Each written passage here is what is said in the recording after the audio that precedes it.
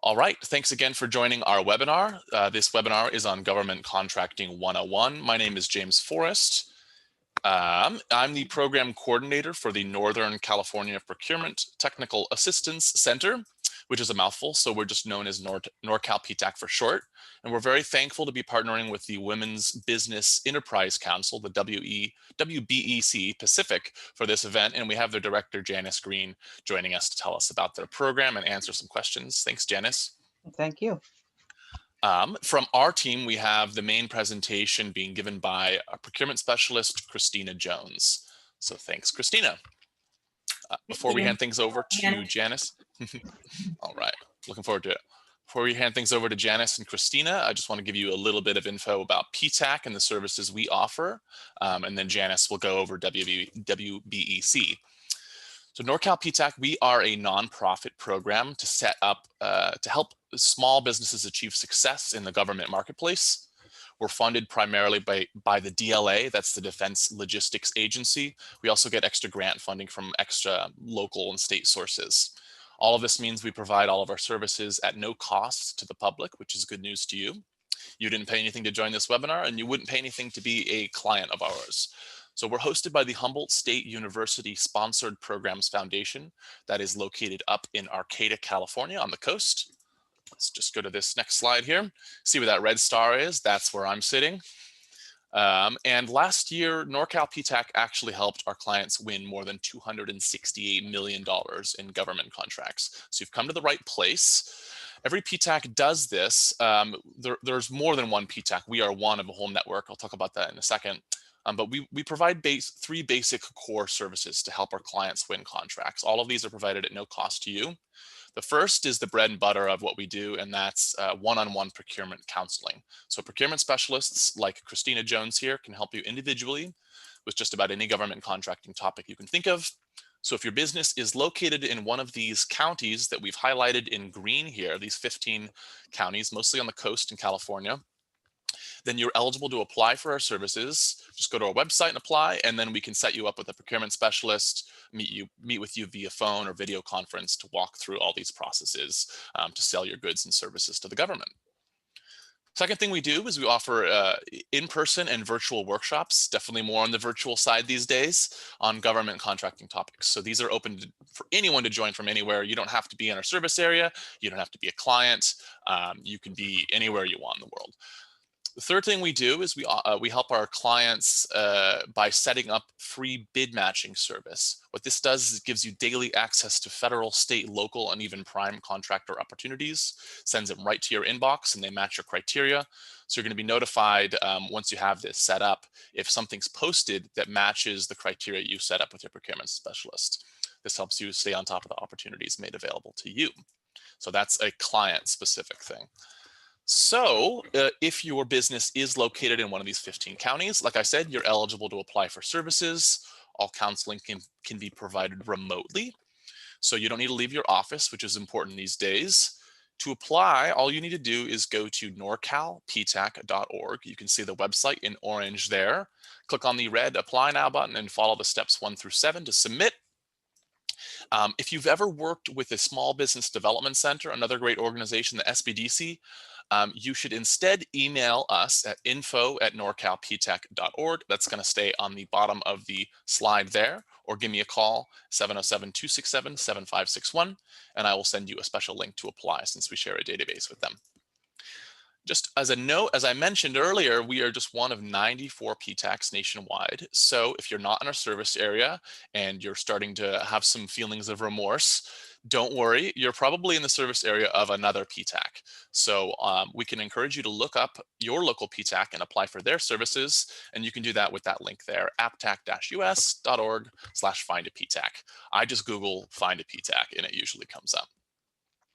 A little bit of housekeeping here. We're all started off muted except for the panelists. We will have a Q&A at the end of the webinar, so feel free to enter your questions during the presentation. You don't have to wait. You can enter them right in the Q&A window there. if you could avoid using the chat feature for questions that you'd like asked during the Q&A. And that's just to keep things simple. If you have a technical issue or you want to say thanks or hello, you can use the chat feature. But the Q&A it's nicely organized for question time. So go ahead and enter them in there and we will read them aloud once we get to the Q&A feature. If for whatever reason you'd prefer to ask a question out loud, I believe that there is an option to raise your hand. Once we get to the Q&A, you can click that. I should be notified and I can allow you to unmute yourself and talk and ask a question. So I think that just about covers my introduction here. Before we hand things over to Christina, we're very thankful to have Janice here to talk a bit about the WBEC, who we're happy to be partnering with for this event. So take it away, Janice.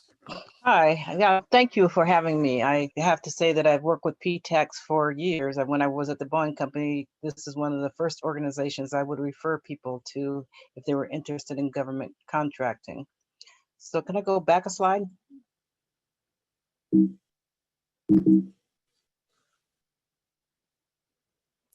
Thank you.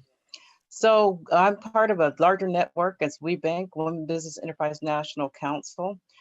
Women Business Enterprise National Council has 14 RPOs. We call ourselves regional partner organizations, and we administer the certification, but we also provide other types of services and events. If you see, we're a third-party certifier for women-owned small business. And then we also offer women business enterprise certification. There is a difference. There's a size standard for the women-owned small business certification, and it is a federal certification. With the women business enterprise certification, it is not there's no size standard. So we do have women within our network that are billion-dollar businesses. When I say we're the third-party certifier, I think we're one of two or three that are able to certify on behalf of the federal government. We do not charge for that certification. We do charge for the WeBank certification, and that's based on a sliding scale. But the women-owned small business, we don't charge because the government does not charge. So it is offered gratis. If you check the box, we will go ahead and do that as well. And WeBank Link is a database. It has all the information that our corporate members and agency and federal members need to have about the women business enterprises that we've certified. So that's kind of an overview of what we have and what we do. But I will say that one of the other differences, a little bit of a difference, I know that PTAC does work with corporations as well, but our certification is a national certification and is recognized by most corporate organizations. I'd say the Fortune 500, Fortune 100, and they use our certification as part of their overall diversity programs. So we can go to the next one. And I'm going to be brief because I think it's very important. One of the things I think is very important is that if you're a certified women business enterprise with WeBank, that you balance your portfolio, that you also understand how to do government contracting to make sure you're not leaving money on the table. And the other thing, having been with a federal contractor, I know that it ebbs and flows. Sometimes the commercial civil businesses are up, and sometimes it's this government has more opportunities, and you should be able to take advantage of both of those. And I think from where I sit, and this is just my looking in my own personal fortune telling or crystal ball, is that I think that we're going to see a lot of government contracting coming up in the not so distant future. And I think it would behoove all of you to be ready to do that contracting. Some of the things that we have, like I said, we have access to major corporations. They have access to you. We do mentoring events. We do education, scholarships, workshops, training. We're starting to really partner more with organizations like PTACs and Women Business Development Center so that we can collaborate and extend all the opportunities for all of you. So eligibility for WeBank Pacific is that the recognition. We do have several as you know, like everybody else, we've been going through transition or pivoting, but we do have several opportunities for recognition with our corporate members, and that could be a business. We at Business Star, we've been doing pitch contests, we've been having one-on-ones, so we can do one-on-ones with corporations. And another nice thing we have is that we have a WEBEC seal. We have a seal that you can put on all your marketing materials. I have found myself going through the grocery stores now to look and see if there's a woman-owned sign on those products. So it's a great way to promote your business. And many of the organizations that we work with, the corporations, really appreciate the fact that you're certified through us. We guarantee that it's your woman-owned, operated, managed, and controlled, that you're 51% of the woman ownership, and that the woman is the one in charge and able to make decisions about the business. We look at all of the paperwork that goes with that business, if it's stock options or formation documents, bylaws, whatever it is that we need to look at to confirm that the woman or the women are 51% of the business owners. And then the other thing, and this has been especially fruitful during these difficult times, is the ability to network, to lift each other up, social media access, and the fact that the women business enterprises of all sizes are actually starting to contract more with each other. So we're starting our own little economic ecosystem within the larger ecosystem. So it's been 2020 has been a difficult year, but it has actually provided us some opportunities to look at what we do and how we do it and make sure that we're inclusive of the women that are working with us. So I'm going to, I'm sure you can have my contact information if you're interested in doing more. This particular event is more about understanding government contracts. So I'm keeping my remarks short. So we can move on, and you can be sure that you'll be hearing more from us about other events to talk more about our certifications. So thank you. Thanks, Janice. Appreciate that. Yeah, feel free to share your contact information in the chat, or you can send it to me and I'll share it with everybody in the email afterwards. So like I said, we're happy to be partnering with you guys. And now it is time for the main presentation. And we have Christina Jones, who is our senior and lead procurement specialist with Norcal PTAC. And she'll be talking about government contracting here. Thanks, Christina. All right. Good morning, everyone. So yes, today we're going to be talking about government contracting, and I just want to thank Janice for the intro on women-owned certification and the WeBank organization, and I'll touch a little bit on women-owned certification as part of this, but as it relates to the government. But in general, here are the topics that we will cover. What is government contracting for those who aren't really familiar exactly what it is?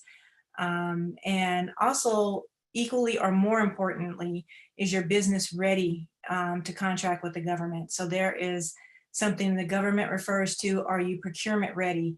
So we'll talk a little bit about that. Then we'll move into certification, one of them being woman-owned certification and procurement, and finding opportunities and how you can get started in contracting. So first up, let's talk about what it is. There are 3 levels of government, and actually there's more, there's 3 levels of government, but there's one quasi-government that's not mentioned here, which is utilities. So there's local, state, federal government at a high level. And of course, there are under local, of course, could be counties and cities that do a lot of contracting as well. And then state, in this case, we're going to speak of state of California, because that's what we're located. And then of course, federal applies nationally. So they purchase, they're one of the federal government, of course, is one of the largest purchasers of goods and services.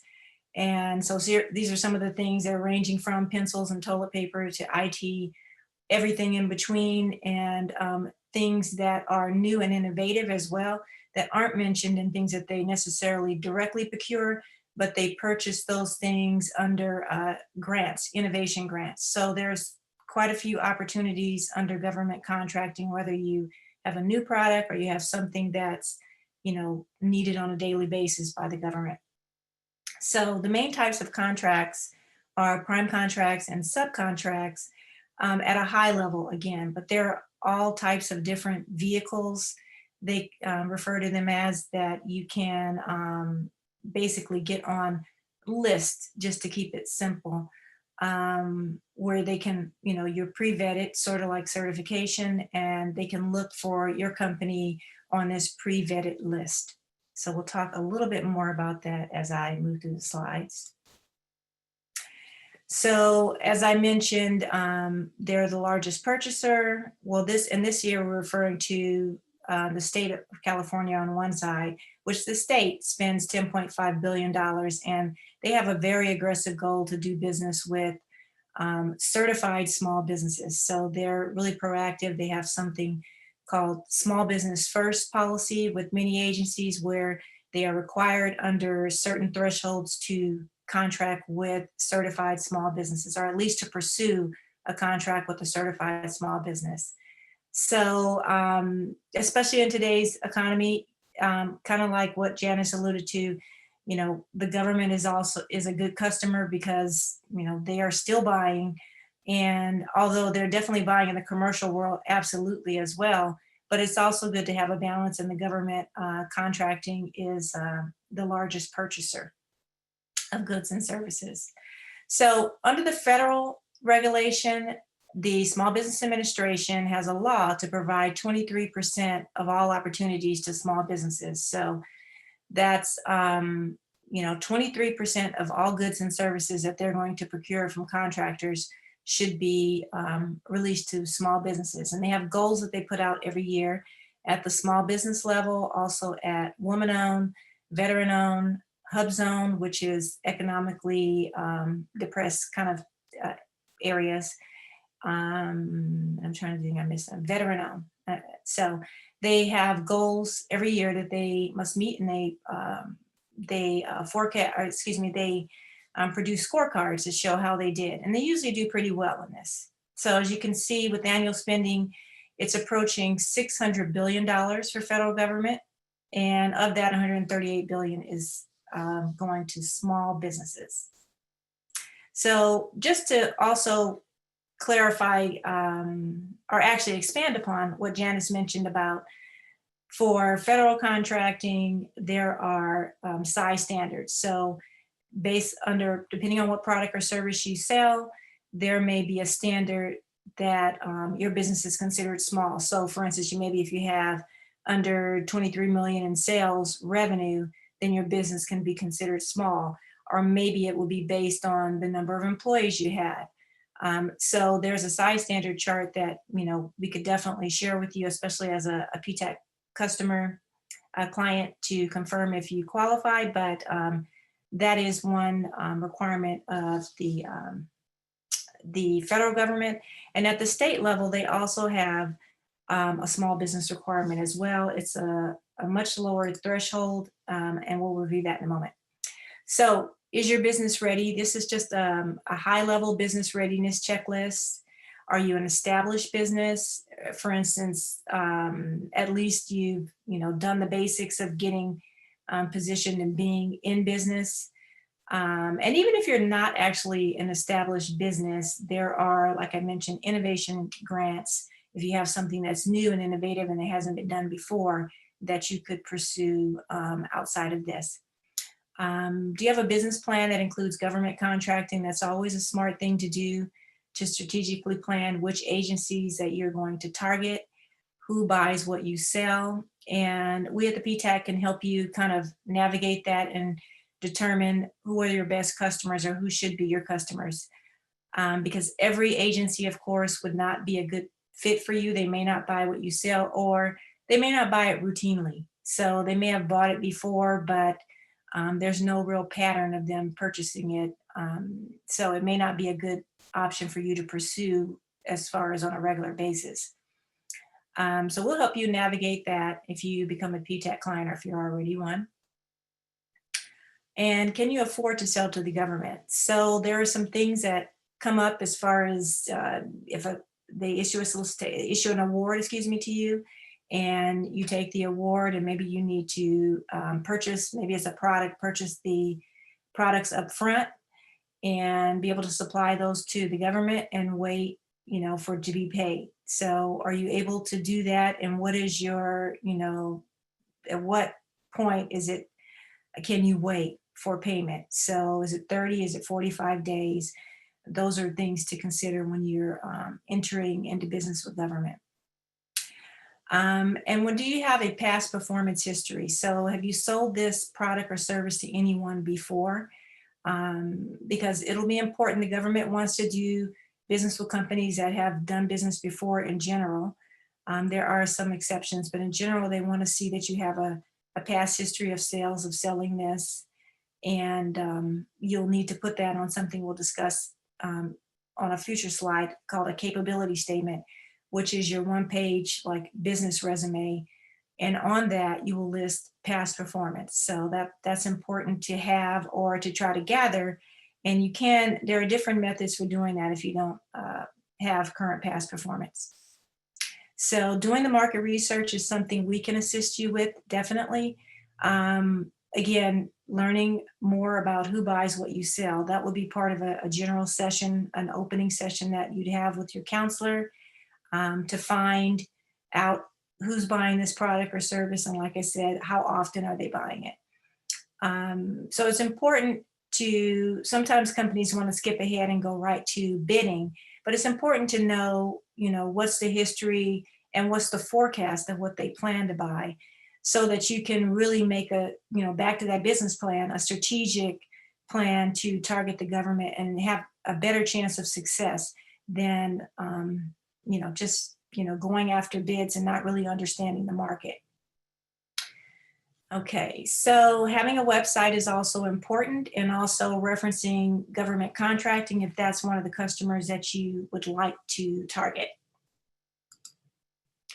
So this is just kind of like a high level, who is your customer that we'd like to, we would address during a session.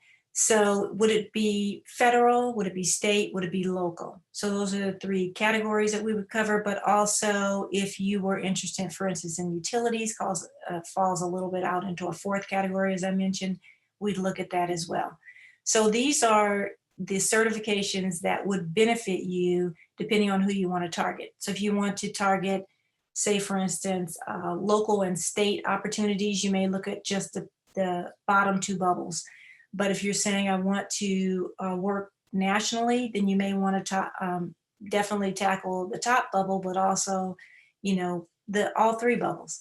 So we'll talk a little bit more about what these specific certifications are, but if you qualify, it's best to get these in place so that it's not, of course, what will make the government buyer, purchase from you. But it's an incentive, again, because they have small business, woman-owned, veteran, hub zone goals to meet. And so it is an incentive if you are a qualified firm to do business with you.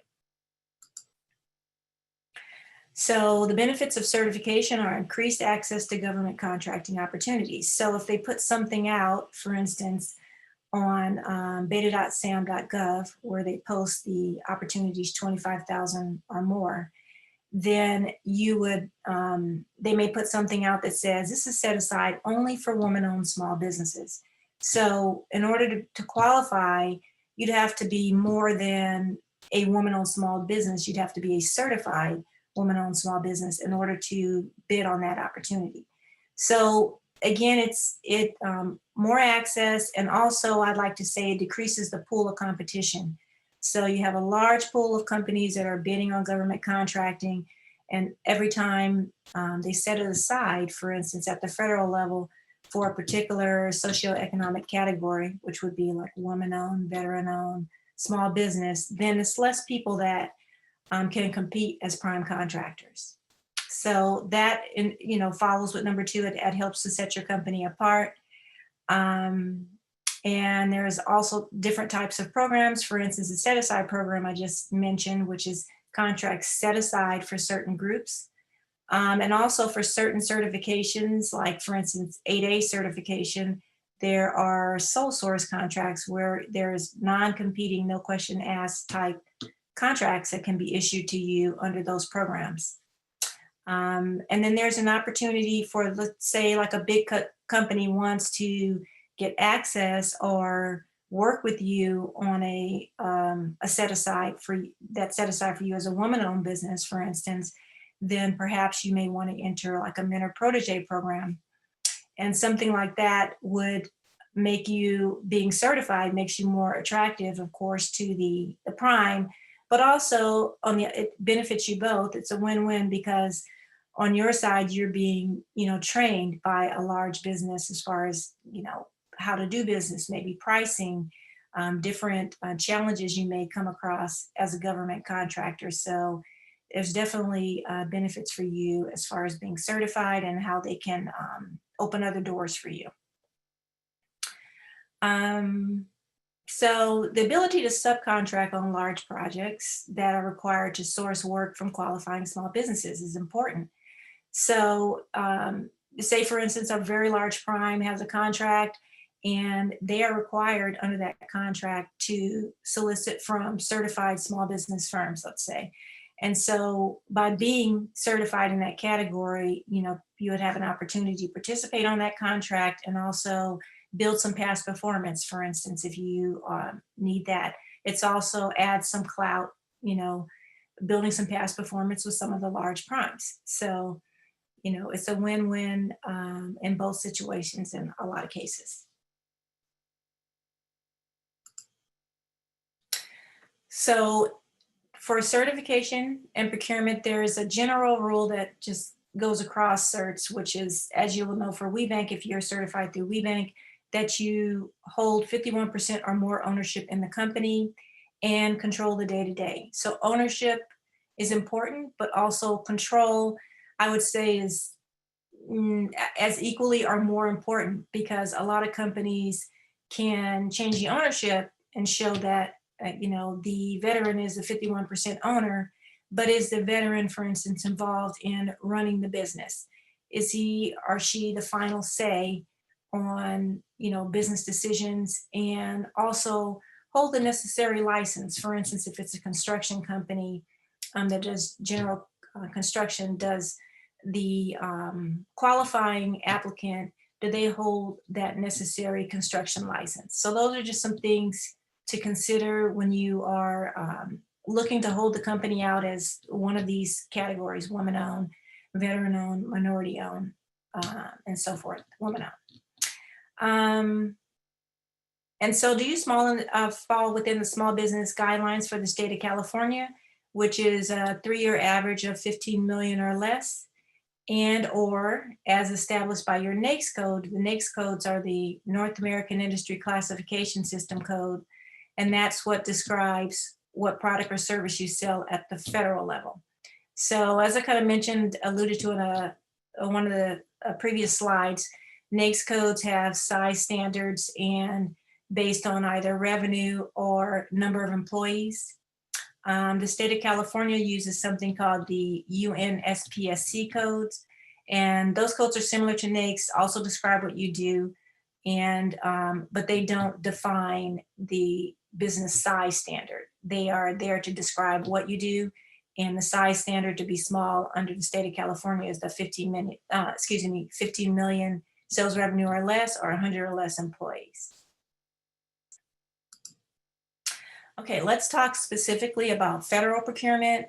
So again, one of the largest purchasers of goods and services, the 23% requirement for small business, and there are 3 and 5% at other levels of, whether, so you always need to be small with certification. So small woman-owned, small veteran-owned, small, minority-owned. So there are various other levels of goals that they have for those other classifications as well. They're usually between 3 and 5%. Like I said, certification decreases your pool of competition. There's set-asides, there's sole sources, mentor, protege opportunities. All of these I've kind of already, touched upon. Teaming opportunities, which is, so where you're just teaming up with another firm that may have, for instance, complementary services. So maybe they're looking for facilities maintenance and you can provide, the janitorial, and maybe within that, they also need someone that does some other type of facility maintenance, meaning like window wash. Well, that would fall in janitorial, but maybe it's like a shredding or something, which they consider like a utility service. So teaming up with a company that can help you provide a full solution and having a certification and bringing that to the table is something that can definitely benefit you. And then bid contract preferences, definitely based on either certification or maybe I think I have in a few slide that's coming up, a contract vehicle. So this is something, it's another pool of companies that may not be based on being small, but may be based on being able to provide a certain product or service, being pre-vetted, also with pricing. And so that creates another pool where you can compete, reduce the number of companies that are competing on an opportunity. So in order to do business with the federal government, you definitely want to know about the Federal Acquisition Regulation, the FAR. So when you receive a contract, say you were to receive an award, or even receive a solicitation, you will see lots of FAR clauses mentioned there. And those clauses will define, the rules of this particular contract, what you and the government, can or cannot do. And it's important to know. So there are going to be probably lots of FAR clauses there. And you may say, this is overwhelming, I can't read all of these, but it's important to know them because you need to know what you're signing up for, what you're agreeing to. It's definitely more rigid than, commercial contracting. So you definitely want to be familiar. Before you even get to the point where you can bid, you'll need to agree to a lot of FAR clauses on your Systems for Award Management, SAM registration. And there will list a lot of general FAR clauses as well that you need to be aware of and understand what the government rules are. But then there may be specific ones, as I mentioned, that are referenced within the contract that you are bidding on. So again, the PTAC can help you navigate these, walk you through the FAR clauses. A lot of times they can be confusing, but we're very familiar with this. We can help explain these as needed. So yeah, and I've already touched on that. Make sure you reference, your contracts will reference the FAR clauses, and make sure you read them. So this is just a very, very partial list of what the government buys, just some high level categories. So pretty much everything here that a lot of companies sell. So, we can search by these keywords. We can also search by, we use these keywords sometimes to back into our particular categories, our NAICS codes, also our product service codes, which describe a little more specifically what we do. So it's important, like for instance, when you have a session, if we were to have a session, to kind of, yes, understand what you do, your elevator speech, but also what are the keywords that describe what you do? And more specifically, what would an agency looking for your type of business, what are some keywords that they may use to describe what you do? So I spoke earlier about contract vehicles, and these are just some of the procurement mechanisms, which are contract vehicles that you can get on. So it's a contract that could be 5 years up to 20 years that are renewable in 5-year increments.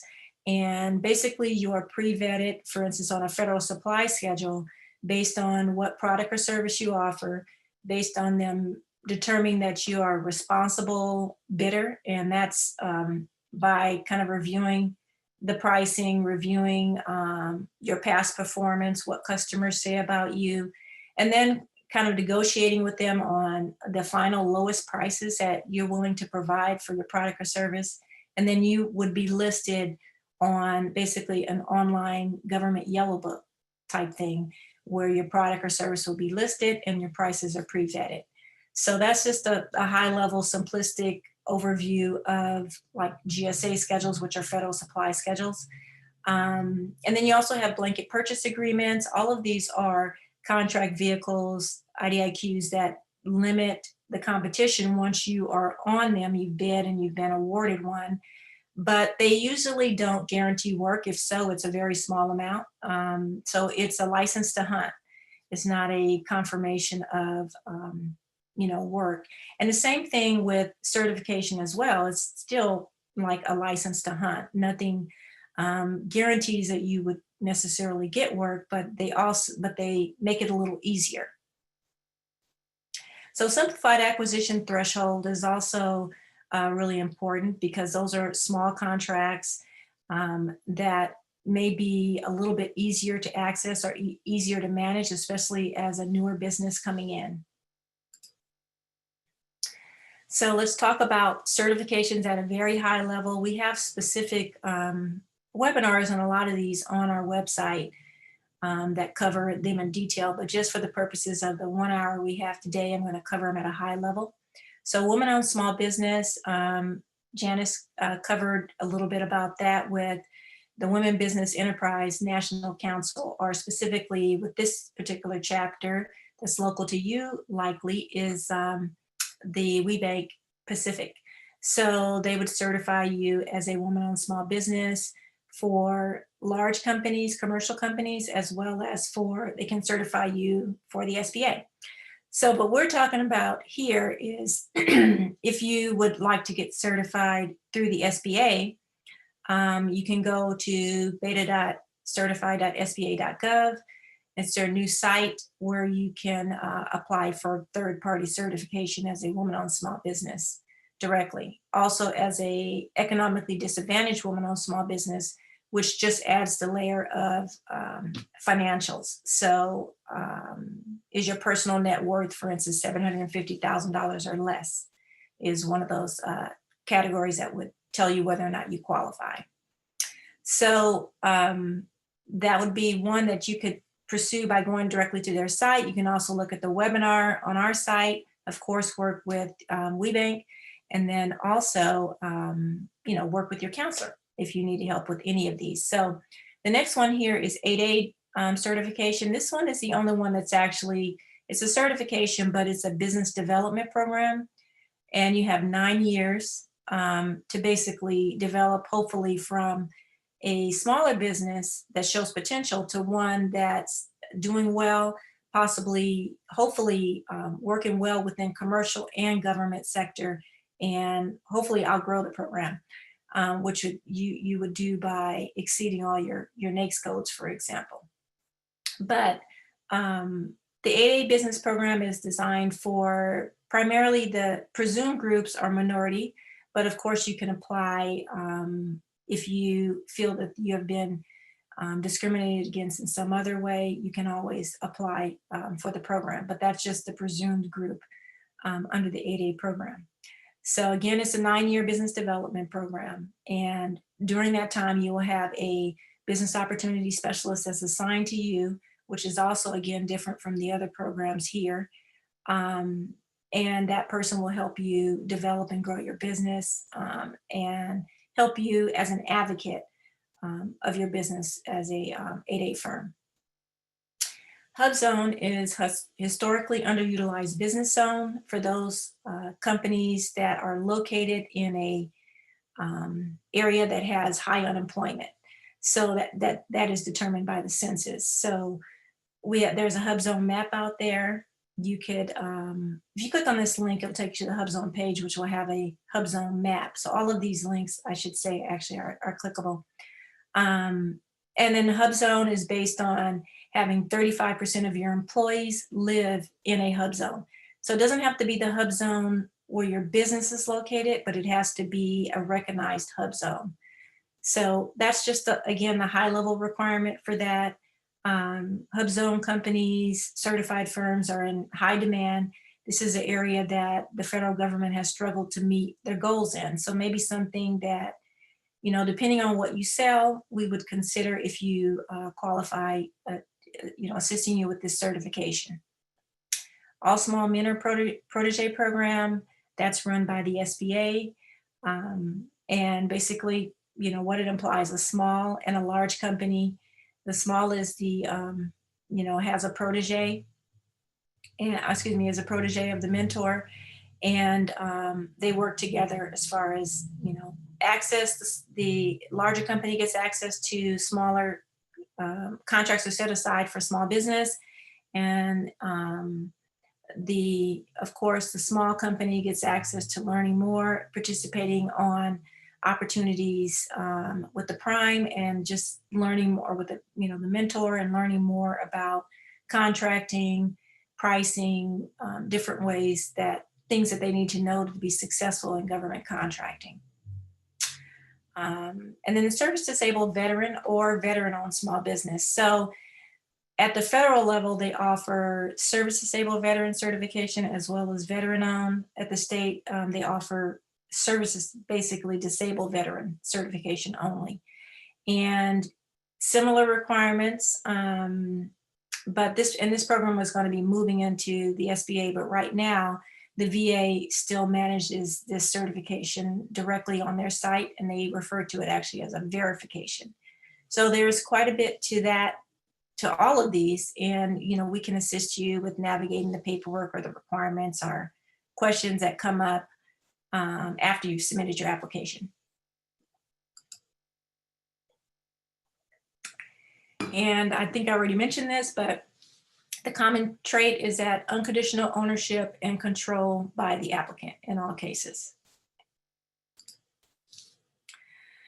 So for federal registration, you need to get registered with SAM.gov, which is the Systems for Award Management. This is the one place that you need to be registered in order to do business with the federal government. So in order to submit a response to a opportunity or to be paid, you have to be registered on SAM. So this is like a first step if you're going to do business with the federal government. So these links here are active again. You can define your primary NAICS codes, and basically using keywords and identify what product or service is associated with the NAICS code that describes what you do, and those you will need to list on your SAM registration. And then you'll need to obtain a DUNS number. So if you contact us at the PTAC, if you're a client, we can get a DUNS number for you on the spot. But otherwise, you click on this link and you can, it'll take you directly to the Dun & Bradstreet page where you can request it online. So you can also call them. There are different ways that you can get the DUNS number, but it's basically a universal numbering system, and just describes, it's kind of like just a number that's assigned to your company that has your name, your company type, your address, and so forth, that the federal government at this moment requires to register on SAM. So what's coming soon is a UEI, a unique identifier. I can't remember what the E was for, but it's basically similar to a DUNS number. Same type of thing, but it'll be a new contractor handling this. So there will be a different number that will be required. But at the moment, if you're to register on SAM, it's a DUNS number that's required. Be wary of any scammers. There are a lot of, especially when prior to registration on SAM, but especially after registration on SAM, there are a lot of companies that will reach out, and it's okay for them to reach out and offer services, but some of them do it in a way that implies that they are the federal government. So be wary. And again, as a PTAC client, we can help you navigate some of that and determine if it's legitimate or not. So, and when you're completing your SAM registration, make sure when you get to the second to the last page, you click on it. There's a link there to click on. It's an SBA link to click on your small business profile. And this is linked within SAM, but can also be accessed directly, but it's easier to just do it while you're in SAM, a dynamic small business search. So this is where government agencies or procurement buyers will look if they're not sure of a company that can provide this particular IT service, for instance, in your area. They may look out on this dynamic small business search as part of their market research to find qualified companies. So make sure as much as possible that your profile is complete.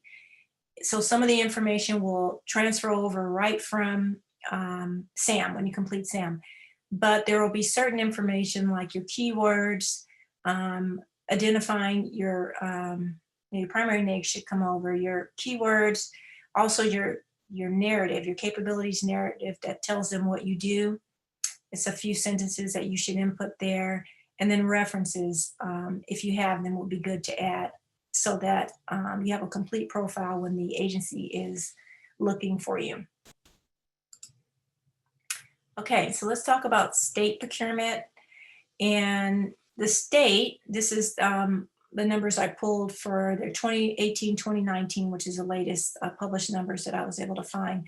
2.2 billion in total contracts to small businesses, and 434 million to DVBE firms. So again, they offer the Disabled Veteran Business Enterprise certification, not Veteran Business Enterprise. So you must be disabled at least 10% service connected in order to qualify for that. And these are the top spend agencies. So I added CalRecycle because I see that usually have the top 5, but added CalRecycle because with the fires and emergencies that have been going on, CalRecycle has been part of the top spend. So, and you can see how they're spending it in this chart. You know, where they're spending most of their money is with services, non-IT, 45.91%. So that's the majority of their spend. And you can see, and what are the next 2 areas, which are goods, and then down to IT, and then finally construction, and then CalCard, which is like a purchase card, like sliding their credit card. So this is just kind of like a snapshot of what the state is buying. The top, as I mentioned, UNSPSC codes. Those are the codes that describe what it is you sell.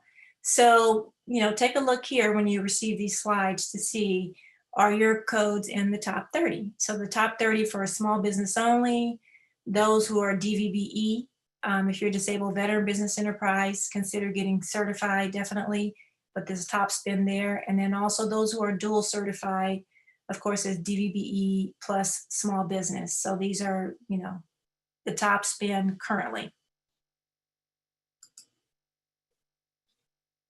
Okay, for state of California certifications, I mentioned you have to have less than $15 million per year, so the average over 3 years, and less than 100 employees.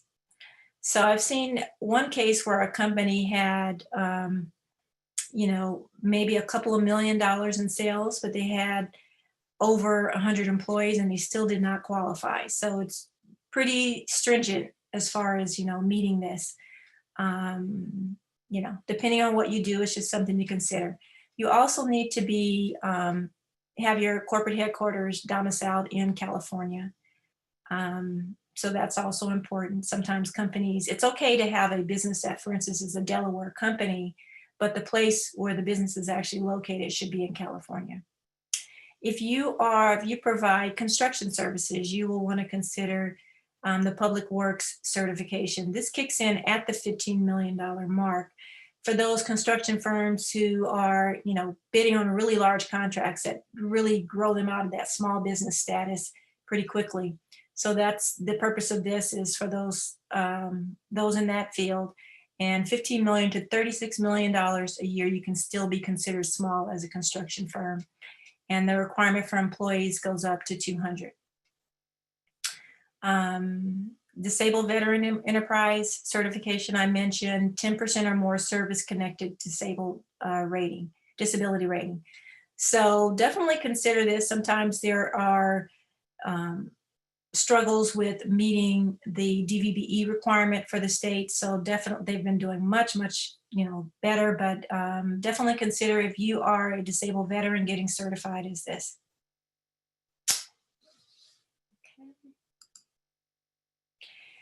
DBE certification, this is a disadvantaged business enterprise run through basically the transportation agencies, starting with Caltrans.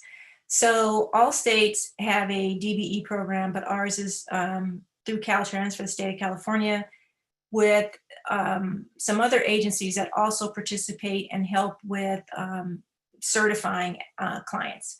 So it's, basically for transportation firms, the funds come down from federal funding. So some consider this as, it comes from federal funding, but it's utilized in the state. So if you wanted to use it, the reason it wouldn't be federal, because if you wanted to be certified or use it in, let's say, Atlanta or something, you would need to have the reciprocal certification that they offer in order to use it there.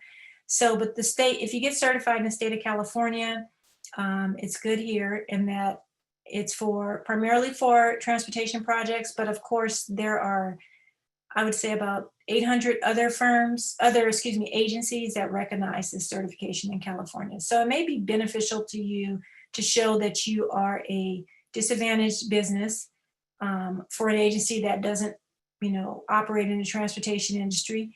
And what that disadvantage means is woman or minority owned. So in general, again, I say that because you can always submit. They encourage you to submit and make a case if you have a case where you feel that you are disadvantaged and fall outside of the presumed groups. So these are the requirements over here. You must have ownership and management and control, the applicant, personal net worth of 1.32 million or less, and that excludes the equity in your primary residence, as well as, I think that's the only one it really excludes. And it does include a 401k if you have it. And you have to show that so that's part of, proving through those next bullets, goes back to the first bullet, which is social and economic disadvantage, social being the presumed group, whether you're, minority or woman owned, and then economic, the personal net worth information is what's important there. So this certification, they do require an on-site visit. Right now with COVID, they're conducting these over Zoom or, some type of video conference. But I've seen some agencies say they reserve the right to, come and do an on-site visit after, everything is no longer only virtual. So. Okay, so local contracting, first is a good place to start with local contracting because it's, usually, well, you can't really go there now, but, it's something close to you that you can, a lot of times easier to make a connection because it's local to you. And sometimes they offer local business enterprise certifications, meaning they give a preference to those who are located locally. So it's a good place to get started. So on our site, we have a list of all the counties, and not all, but a good portion, a really good list of counties and cities, what their procurement process is. So you can look at that. If you click on this link, it'll take you to our website, and you can look through what the county requires. For instance, do they have a local business enterprise certification? And do they, how do they list their bids? Do they put them out through a particular portal? How do they do business with small business? So that's how by going to each of their sites, if you, particularly if it's in your area and you really want to target that particular city or county, it's good to look at what their requirements are. CPUC. So the CPUC in California, we have the Supplier Clearinghouse that issues the certification for women, minority, small business, LGBTQ, or maybe LGBT, according to the regulation. So this is a regulation that the public utilities have. They operate similarly as far as, trying to provide opportunities for small businesses and those who are disadvantaged. And the process is, again, run by the Supplier Clearinghouse, who does the underwriting of your application and approval. So if you're interested in doing business with the utilities, and utilities also are a huge buyer of services and goods, then you'll want to get certified there. And so think if you want to do business, for example, with any of like the water companies or, you know, PG&E or any of those types of agencies, or even like the Verizons and those, they all fall under California Public Utilities Commission. However, I do know that some of them also fall on the commercial side too. So, but it's good to have the certification for public utilities if you're targeting any of those types of agencies.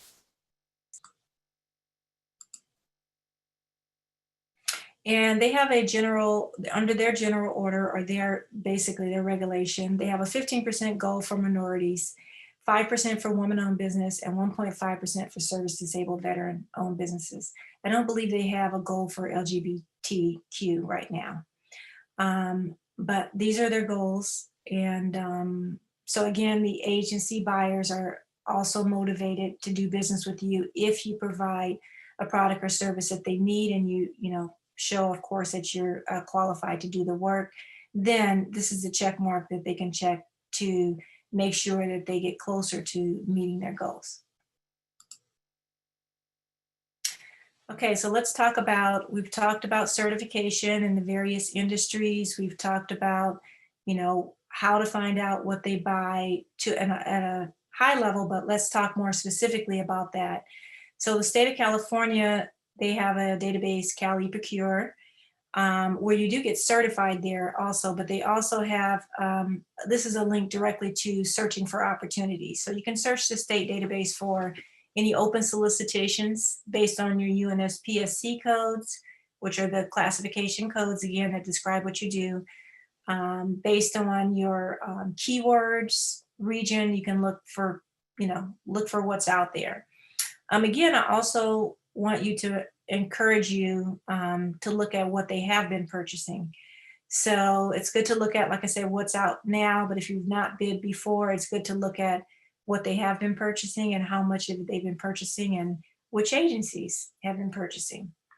So you can register for email alerts right on their site for upcoming contracts. You can also, as part of our free bid match through PTAC, it'll also connect you to opportunities from Cal eProcure. Same thing with beta.sam.gov, which is where you'd find federal opportunities over 25,000 or 25,000 and up. And you can also register directly on their site and to receive notification, but you can also receive those through bid match, through our free bid match service. So it will search state, federal, local, cities and counties for opportunities for you.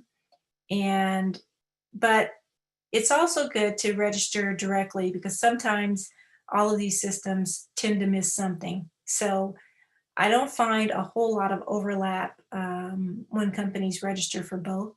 So I recommend that you do sign up for both, but definitely sign up for PTAC, because if you're a client, because it will pick up things that, particularly like local opportunities and smaller purchases that you may not find.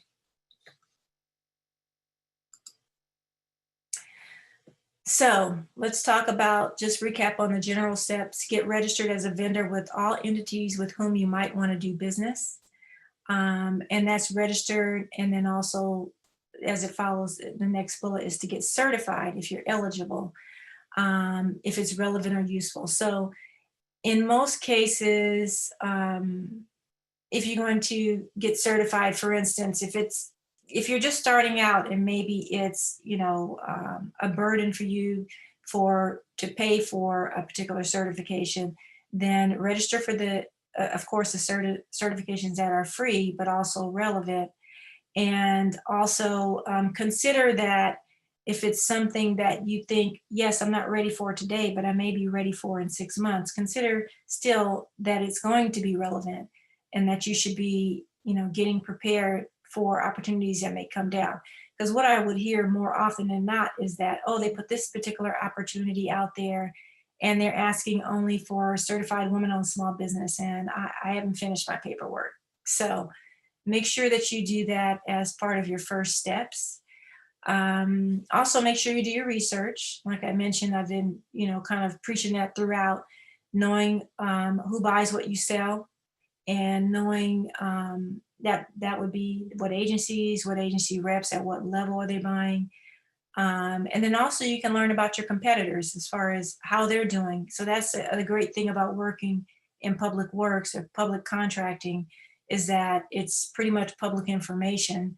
So if you conduct the right research, or especially if you work with us, we have another resource that we subscribe to called GovSpin. We can look up opportunity, past historical purchases, as well as new requests for new opportunities as well. But look up, what they're purchasing, how are they purchasing it, what they've been paying for it. Those things are to help you in getting ready to do business with the government.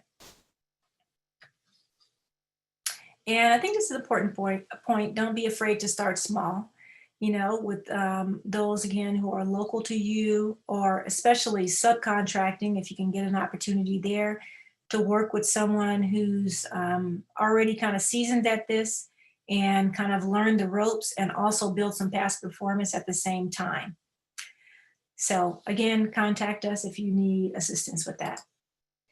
And here's a resources checklist. As I realize now I'm going over slightly.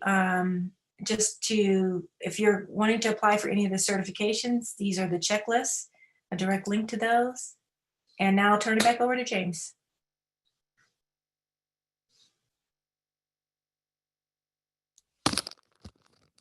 All right, thanks, Christina. I appreciate that. That was a great presentation, a good overview. I hope everyone thought this was useful. I know we're running a little bit late, so if anyone has to go right now, just want to let you know, when you leave the webinar, you're going to be redirected to a page that has a Google form link. It's nothing nefarious. It's our exit survey, just a satisfaction survey. If you would take a moment and just fill that out, you can do it anonymously. It helps us not only improve our services, but also make our funder happy, so we can stay funded and providing the services we do. So we're going to have a Q&A in just a second, but first I just want to plug some of our upcoming events. Tomorrow we have a webinar that we're holding with Manat. They are a legal firm who's going to talk about procurement fraud overview and practical insights. Next week, we have another introduction to government contracting, but this one is specifically for women-owned businesses. That's with A New America. And then I believe this is you, Christina, right? The SBIR, STTR funding webinar. You're muted, but that will be on the 29th at 10 a.m. And then we have one that's going to focus on bid protests, and that's also with Manat on November 18th, looking farther to the future. So go ahead and check out our website, norcalptech.org/calendar. Has all sorts of great resources and events. You can register for all of those. They're all totally free. And now let's get to the Q&A here. So we have tons of questions, which is really great.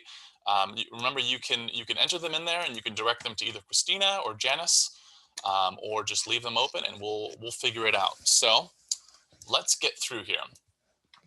Can you conduct government contracting on contracting sales in other countries?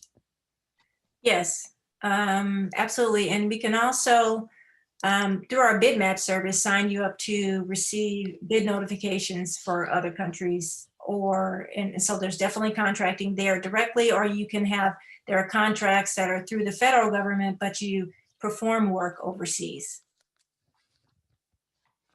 All right. Is it useful to use a service like fedcontractor.org? They offered to get my business in front of the people who would use my service and help update all my info. The cost was $600 for the basic service.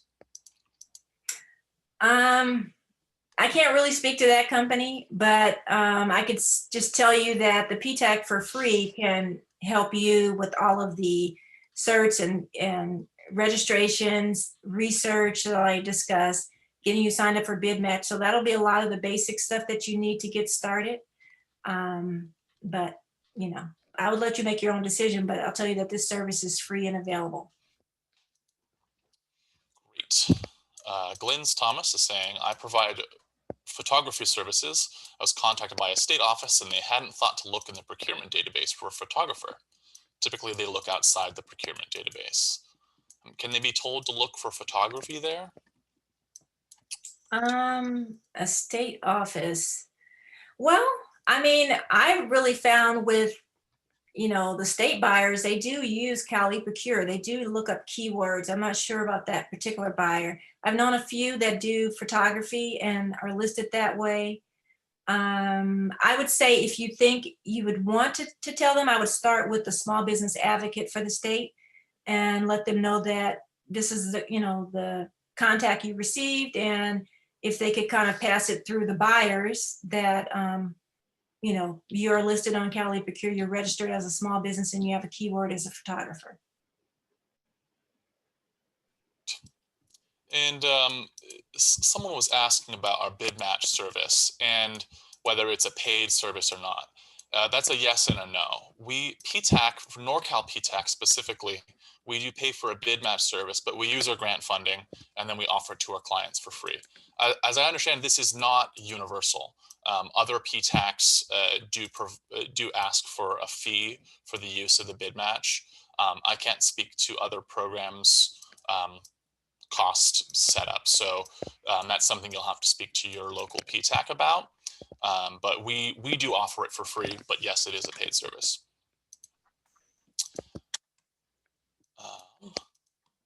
Someone thinks I have a radio voice. That's great. If you know anybody in the voiceover industry, just let me know. Someone's asking, what was that link for government contracts you just said verbally, Christina? That was at 1026, so that was a while ago. Not really sure which one that was. Only thing I'll say is that a lot of those, when you see the orange link, it's clickable. So if I refer to it as a link in there, you'll be able to click on it when you receive the slides. That's right. Yeah. Everyone's going to receive the slides in email. It's also going to be posted to our website. You'll be able to download those and copy and paste those into your browser. Okay. I'm certified in DGS. I went to DOT and it sent me to DGS for certification. Does that mean I'm already in the DOT database? No. So DOT, Department of Transportation, has the DBE, Disadvantaged Business Enterprise certification. But if you were, so I don't know if you're, qualify for that cert or not, but if you do, you can just search it's on our website, one, DBE certification, or you could search for Caltrans DBE certification, it'll come up. But DGS is they only certify as small business or disabled veteran business enterprise. So it's a different category than the DOT cert. All right. Hema is wondering, how do we identify the right companies for the mentor protege program? Well, there's no quick answer for that one. It's usually based on network. Right now we can't go to events, but maybe some of, going to the events, reaching out to the supplier diversity people at the large primes. Just, there's no one set way. There are even some matchmaking type portals out there, but not one avenue. All right, it's multifaceted. Mm-hmm. What are the opportunities for mental health bids? If you could speak a little bit on anything you know about that. I definitely know there are some opportunities out there. It just depends on, when you say mental health bids, that could kind of be a couple of different things. But, are you talking about providing therapy services? Yes. Or are you talking about, I don't know, working in a hospital or something to that extent? So both of those things would, yes, be purchased, but we just have to look again, by first try to identify your codes, and then by keywords, and I'm sure we could come up with what's been purchased in that area. All right. Mi-Hyun Kim is asking, what sort of information would scammers use? So because with government contracting, it's, a lot of it is public information. So when you get registered on SAM, they just look up your basic information. It's not necessarily that they're getting critical information like your bank account information or anything like that. What they're doing is sometimes taking your interest in doing business with the government and putting up a site that looks almost identical to a government site and saying, hey, you didn't do this or that, you're out of compliance and you need to click on this to do it. So this is some of the things that they'll use to scare tactics.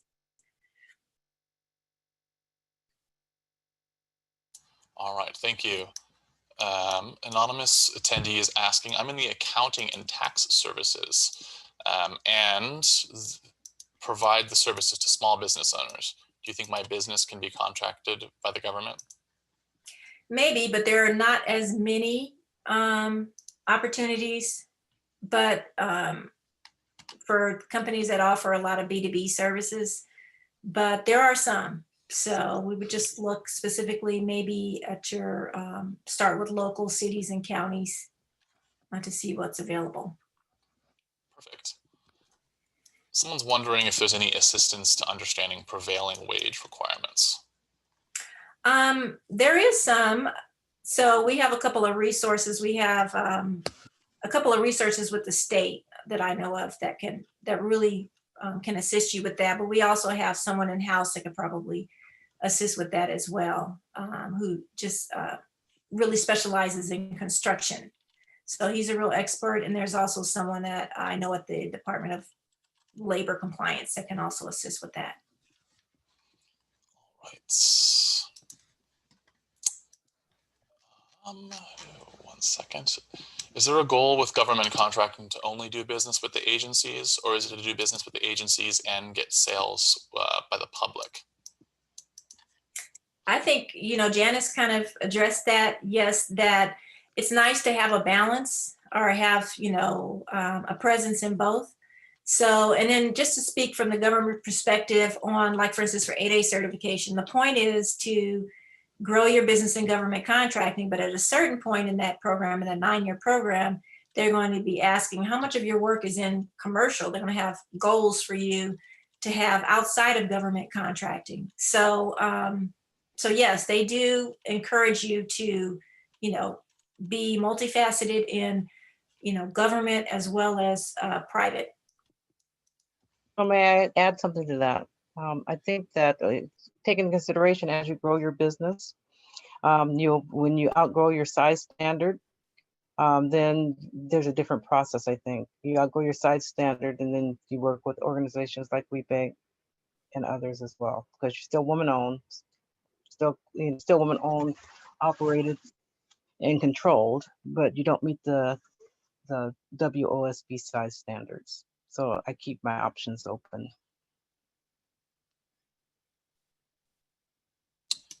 Great. We're getting some thanks. Thank you for joining, everyone. Appreciate that.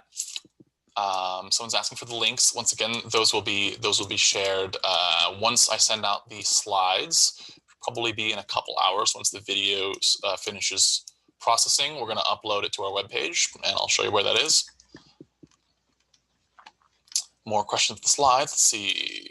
Just I received an email from the Blue Book to put me together with big buyers. Is this legitimate in terms of active with government contracts? It's kind of a specific question there. Yeah. Yeah. I wouldn't know offhand. Right. Do you have any general tips on how to ensure that communications are from the government and not from a scammer? Try to look for the .gov at the end. I have one recently. Sometimes they're really slick with that, though. Like, for instance, they have an agency name, and maybe it's the agency ends, like Department of Commerce. So you look at it quickly as Department of Commerce, but then there's an extra E. And so if you look at it really closely, you can see it's not from them, but they mimic it so closely. So watch for .govs. If someone sends you a request to bid on something, look closely at the email. If you, if possible, call or look up on the website and make sure that it actually points to whoever's asking. And when in doubt, like I say, if you're a PTAC client, you can always just forward it to your counselor and say, is this legitimate? And usually we'll know. We kind of, as a PTAC, as an organization, kind of, track those who are really just, kind of somewhat scammers. May I answer that question? I'm not sure that I did it correctly, but someone wondered about WeBank certification, and if they're WeBank certified, do they have to wait till they recertify before they can get their woman-owned small business? And the answer is no. You don't have to wait till you're recertified. What you need to do is contact your RPO, and their certification team can help you. All right. I think that just about does it. Thank you once again, Janice and the WBEC for partnering with us. We really appreciate it. Thanks for Christina for all the work you put in and presenting this information. And of course, to all the participants, thank you for joining. Once again, as you're exiting this webinar, you will be redirected to a page with a survey link on it, a Google Forms link. If you could just click on that and spend just a couple minutes, 1, 2, 3 minutes, you can fill it out anonymously, and it's just letting us know how you felt about the webinar. It is important to you. It doesn't take much time. And also, as we mentioned a couple times, all the slides and a video recording, including this very moment right now, will be posted to YouTube and to our website and shared with everybody later today. So thank you. Make sure to check out our other upcoming events. And once again, thanks, Janice. Thank you. Thank you. Bye, everyone. Bye-bye.